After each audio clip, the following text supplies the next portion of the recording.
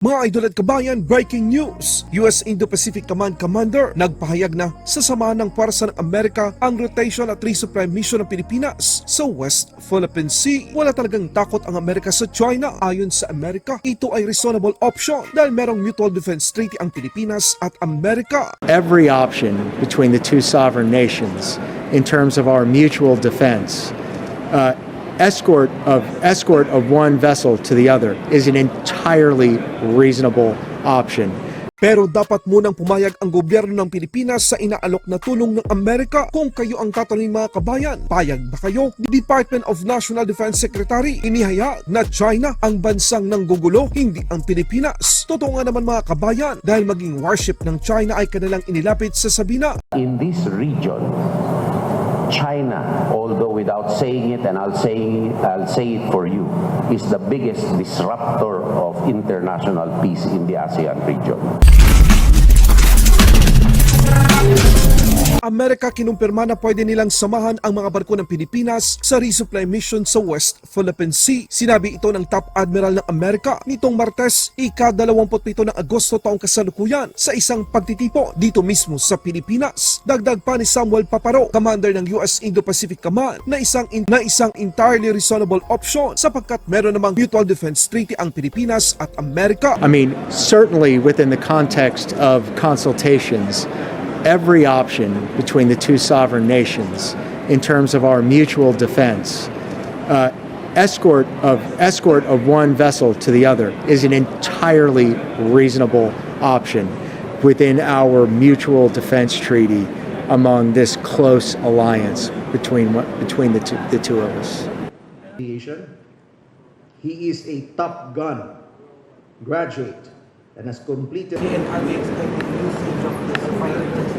Well, definitely we will continue our patrols in the West Philippine Sea. No, not just the maritime sea patrols, but also our air patrols, because it is our obligation. It is our job to do that. No, to protect our rights, our sovereignty, and our rights in the West Philippine Sea. Pero dapat pumayag ang Pilipinas. Hindi pwedeng manggaling lamang ang desisyon na ito sa Amerika. Ilang beses nang nagsabi ang Amerika mga kabayan na nakahanda itong samahan ang rotation at resupply mission ng Pilipinas, ngunit ang Armed Forces of the Philippines at Department of National Defense sa utos na rin ni Pangulong Bongbong Marcos Jr. ay piniling wag isama ang puwersa ng Amerika upang hindi na tumaas ang tensyon sa West Philippine Sea. Ngunit dahil sa patuloy na pang-aabuso at pang-aapi ng China at maiwasan na rin magkaharap ang China at Pilipinas at mauwi sa madugong labanan, mas maigi na siguro mga kabayan na pumayag ang Marcos administration na samahan tayo ng Amerika sa West Philippine Sea. Sa katunayan, kitang-kita naman na hindi lamang China Coast Guard at Chinese Maritime Militia ang ipinadadala ng China sa Escoda o Sabina Shoal, na mataan na pati barkong pandigma ng Chinese People's Liberation Army Navy ay naroroon na rin sa lugar.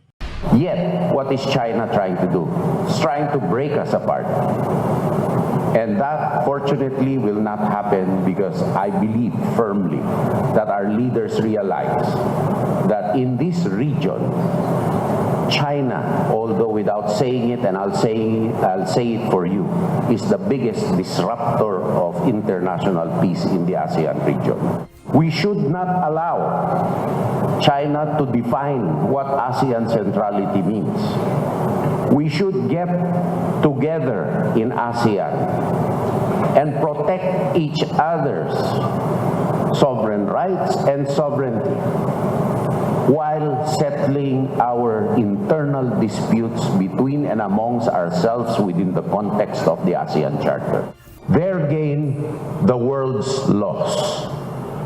I repeat, it is not a Philippine loss so much as a world's loss, because a retesting, a recalibration, a redefinition by bilateral agreements which chip away from multilateralism and multilaterally agreed upon frameworks and rules and norms becomes the venue for reshaping a legal order into one country's specific benefit. Finally, this is a call from the Secretary of the Republic of Defense of the Republic of the Philippines. Please help the Philippines be, as Ambassador Carlson said, a global leader in enforcing and upholding rules-based international order, norms of international law, and do not let the Philippines be a victim for standing up to international law. Parang tama ba sabihin na sinisingil natin yung mga alay? Or ano bang dun sa... Hindi. Ang message natin is yung international law na pinaglalaban natin, na sinasabi natin West Philippine Sea, international law, hindi ito static na concept. Dahil ang China, gumagalaw yan, dynamic. Kaya ang interpretation natin ng except for yung mga immutables, eka nga, EEZ is 200 nautical miles, ganyan, walang baguhan yan. Areas where we have sovereign rights and jurisdiction, walang baguhan yan. Pero kung papaano tayo makipag-ugnayan sa mga like-minded nations sa paghaharap sa isang dynamic na katunggali, katulad ng China, kalaban na katulad ng China, hindi dapat tayo makanalize ng isang body of law na magiging, eka nga sa English, wooded. Law should be interpreted to face dynamic situations. And we have to tailor our operations to include our MDT to meet this dynamism. At ang importante din na sabi dito, deterrence is not merely military. It is any influence which will prevent a violator from pursuing the course. And military operations, law operations such as this, na multidisciplinary na rin, hindi lang military, adds to the messaging we need to send sa buong mundo na huwag nating gamin biktima ang Pilipinas sa pagsusunod ng international law. Rather, pagwagiin natin to.